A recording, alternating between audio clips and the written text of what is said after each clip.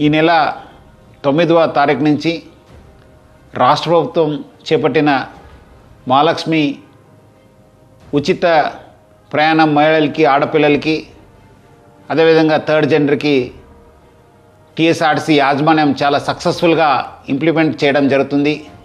చాలా చోట్ల అనూహ్య స్పందన వచ్చింది. రికార్డ్ స్థాయిలో ప్రయాణికులు మా బస్సులో ప్రయాణం చేయడం జరుగుతుంది. బట్ ఈ ఒక పథకం ఇంప్లిమెంట్ చేయడంలో యాజమాన్యానికి ముఖ్యంగా మన సిబ్బంది కూడా కొన్ని సమస్యలు తెలియెత్తుతున్నావు.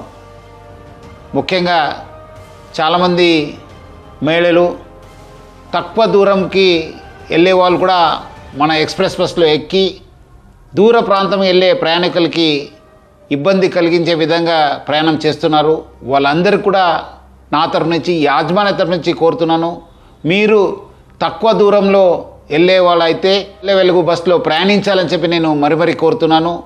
అదేవిధంగా కొంతమంది మహిళలు స్టేజ్ కాకుండా మధ్యలో రోడ్ మధ్యలో ఆపడము, లేదంటే ఎక్కడ కావాలో అక్కడ ఆపండి అని చెప్పి అడుగుతున్నారు. దీనివల్ల కూడా చాలా దూర ప్రాంతంలో వెళ్ళే వాళ్ళు కూడా చాలా ఇబ్బంది కలుగుతుంది. స్టేజ్ దగ్గర మాత్రమే మా బస్సు ఆగడం జరుగుతుంది.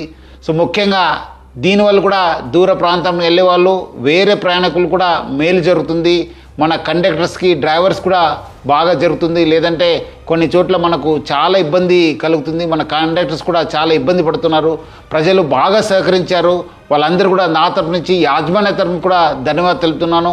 వచ్చే రోజు కూడా ఈ ఒక స్కీమ్ని ఇంప్లిమెంట్ చేయడానికి మహిళలు, ఆడపిల్లలు, థర్డ్ జెండర్ వాళ్ళందరూ కూడా సహకరించాలని చెప్పి నేను మరీ యాజమాన్య తరఫు నుంచి అందరు కోరుతూ, మహిళా లోకానికి, ఆడపిల్లలకి, థర్డ్ జెండర్ అందరూ కూడా నేను యాజమాన్య తరఫు నుంచి కూడా సహకరించేందుకు పేరుగా ధన్యవాదాలు తెలుపుతున్నాను.